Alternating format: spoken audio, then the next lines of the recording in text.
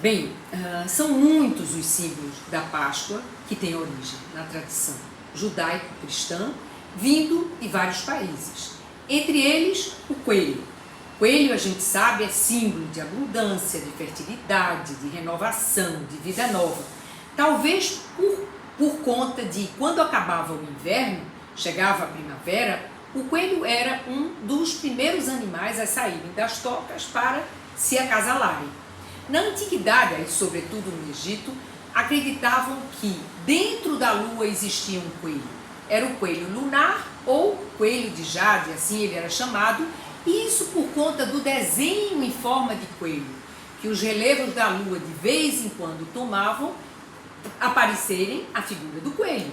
E talvez tenha se tornado símbolo da Páscoa por conta da lua determinar a data da Páscoa, como já vimos aqui anteriormente, marcada depois da primeira lua cheia, depois do início da primavera europeia.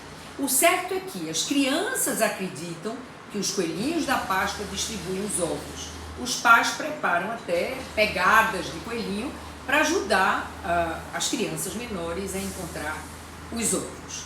Bem, o ovo de Páscoa. Ovos de galinha faziam parte de muitos rituais de fertilidade, sobretudo dos povos celtas, por representarem nascimento de uma nova vida, o recomeço de uma nova vida. Na Pérsia Antiga, em determinadas festas, havia inclusive o costume de trocar ovos de galinha entre amigos. Mais tarde, aí já no século XIX, aqueles ovos de galinha passaram a ser substituídos por ovos de chocolate. É que virou moda fazer com chocolate réplicas perfeitas de objetos, inclusive aqueles ovos de ouro cheios de pedras preciosas que o joalheiro Fabergé, 1800 e qualquer coisa, fazia por encomenda do czar Alexandre III para presentear a czarina Maria Feodorovna. Aí, então, o que é que fabricantes italianos fizeram? Imaginaram fazer esses ovos de chocolate, sendo agora de chocolate, recheado de bombons, e deu certo. Acabou convertido no próprio símbolo da Páscoa, o ovo de Páscoa. Bom, esses ovos de Páscoa só chegaram ao Brasil por volta de 1920, e aí no domingo de Páscoa mantemos a tradição. Distribuímos ovos de chocolate, sobretudo com as crianças.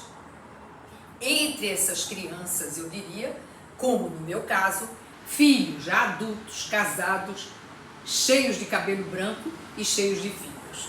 Bom, outro símbolo da Páscoa dos católicos é o círio pascual. É a vela que é acesa durante a vigília pascual no sábado de Aleluia e fica essa vela acesa até o domingo de Pentecostes. Simboliza a vitória da vida sobre a morte, trazendo a luz de Jesus ressuscitado, representado no círio. No círio há o desenho de uma cruz, a representação das 5 chagas de Cristo e 2 letras gregas, o alfa e o ômega, a primeira e a última letra do alfabeto grego. O alfa representa o princípio e o ômega representa o fim. Jesus disse no Apocalipse 22:13, eu sou o alfa e o ômega, o primeiro e o último, o princípio e o fim. Bom, é próprio dessa época também algumas representações, como a malhação do Judas, que acontece no Sudeste, a procissão do Senhor Morto, no Nordeste, a procissão do Fogaréu, na Bahia, espetáculo da Paixão de Cristo, em Pernambuco, Paixão da Amazônia, no Pará, a Chocofest, que acontece em Gramado, e a Osterfest, que acontece em Santa Catarina. Há, inclusive, um festival da paçoca e do pilão, que acontece no Vale do Parnaíba. Bom, mas os símbolos da Páscoa estão, sobretudo, eu diria, é onde eles se fazem mais presente, em volta da mesa, com receitas cheias de simbolismo e tradição. Sempre é essa a intenção, reunindo famílias e amigos em volta dessa mesa. Para os judeus, o ponto alto é o Seder, jantar nas casas judias, assim que escurecia, que escurece, ainda hoje é assim, todos se sentam e leem o Agadá, que é o livro que conta toda a história do Êxodo e a saída do Egito para Canaã. Depois, então, ceiam com alimentos cheios de simbolismo, como cordeiro assado, pães ázimos, ervas amargas e doces, pasta de maçã, uva, figos, tâmaras e outras frutas que são cozidas no vinho.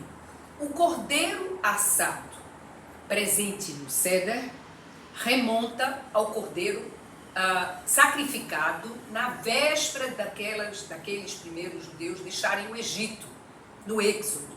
Moisés orientou que cada família do seu povo sacrificasse um cordeiro, tirasse o sangue, passasse aquele sangue no umbral da porta e apenas os habitantes daquelas casas marcadas com sangue seriam poupados de ter seus primogênitos mortos por um anjo exterminador que cumpria a 10ª e mais devastadora de todas as pragas, das 10 pragas que ocorreram no Egito. A praga da morte dos primogênitos.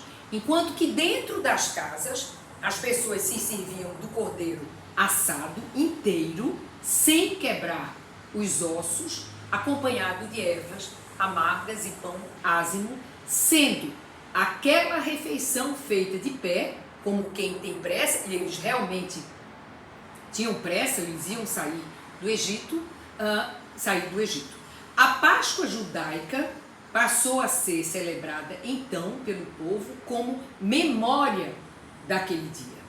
Bom, para os cristãos, o ponto alto é também a celebração em volta da mesa, reproduzindo a última ceia, quando o próprio Cristo, na mesa, reuniu todos os seus apóstolos.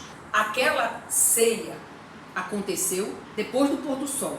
Para alguns estudiosos, teria ocorrido na véspera da Páscoa. Para outros, 2 dias antes da Páscoa. O certo é que Jesus estava consciente que sua morte seria para breve, seria iminente. Naquela última ceia, deu-se então ele a si mesmo como o verdadeiro cordeiro, instituindo assim a sua Páscoa, repartindo o pão e o vinho, simbolizando na Eucaristia o seu corpo e o seu sangue.